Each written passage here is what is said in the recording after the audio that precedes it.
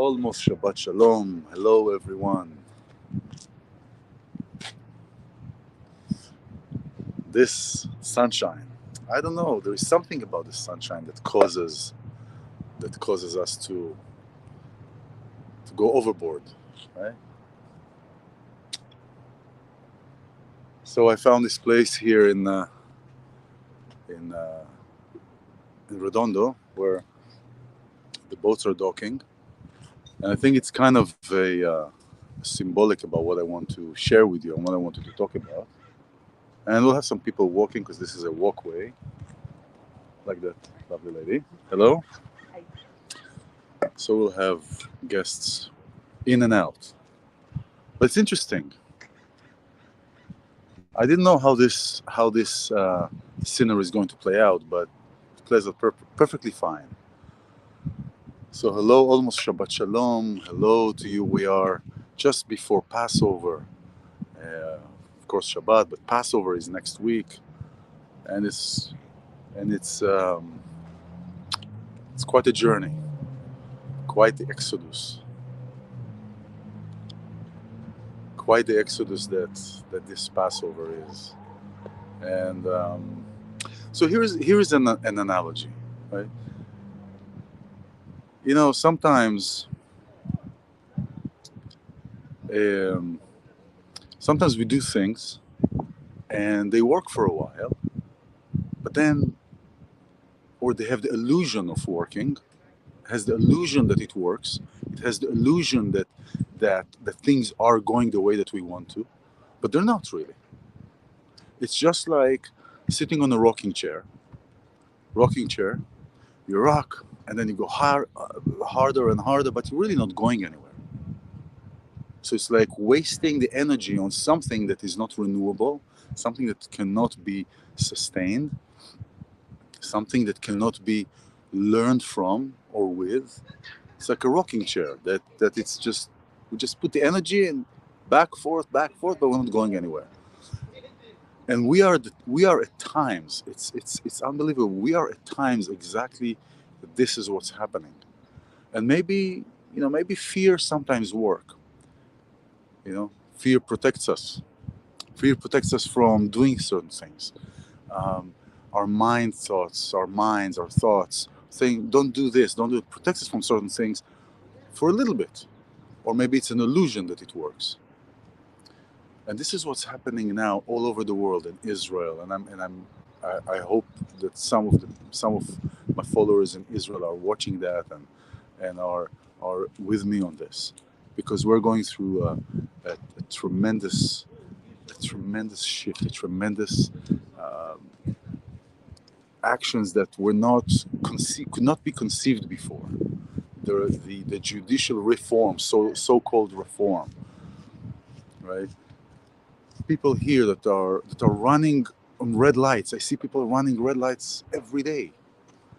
Another person got hit, like was flown like 20 feet.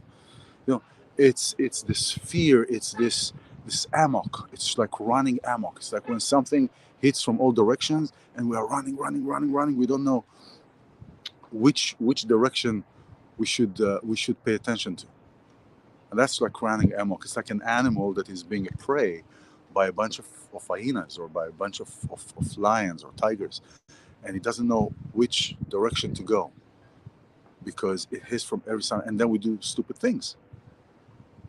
And so we are just on the eve of Passover, and Passover really is the story, the Israelites that left Egypt, that were delivered from Egypt, but really, as I'm looking at these Friday talks to bring how the Torah portion or how the events in Judaism affect our daily life and what we can learn from that, it's again the cycle of the exodus of what we are trapped in our mind, in our cycle.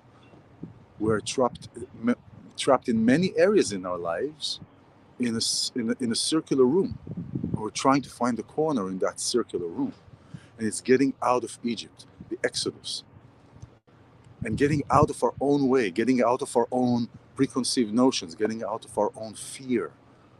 Recognizing that which put us in a comfort place, and how do we get out of it?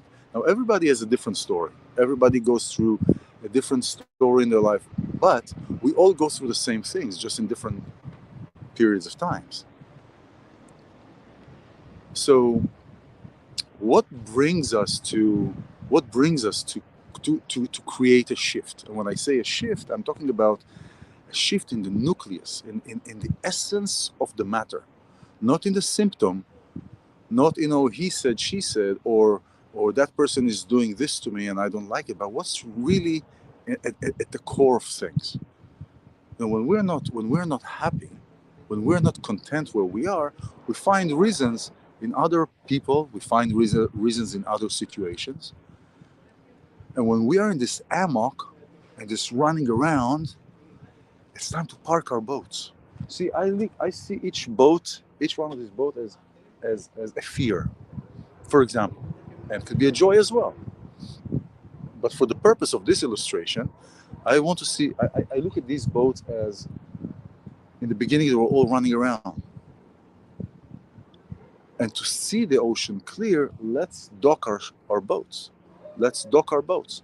Let's dock each boat and see what each boat needs. What each boat needs as far as repair, what each boat needs as far as oil, maintenance, all these things.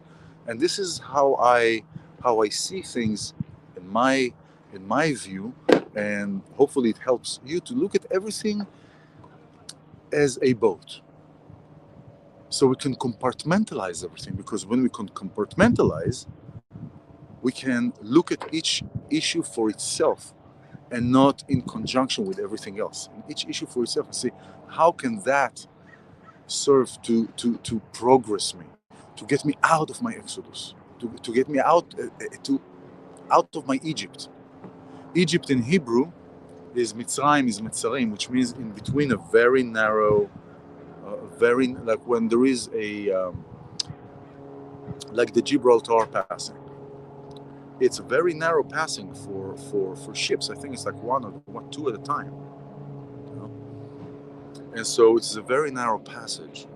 And it's a passage that is closed upon with like two tall walls or two mountains. So those are the narrow times. Those are the times of stress. How do we go through this?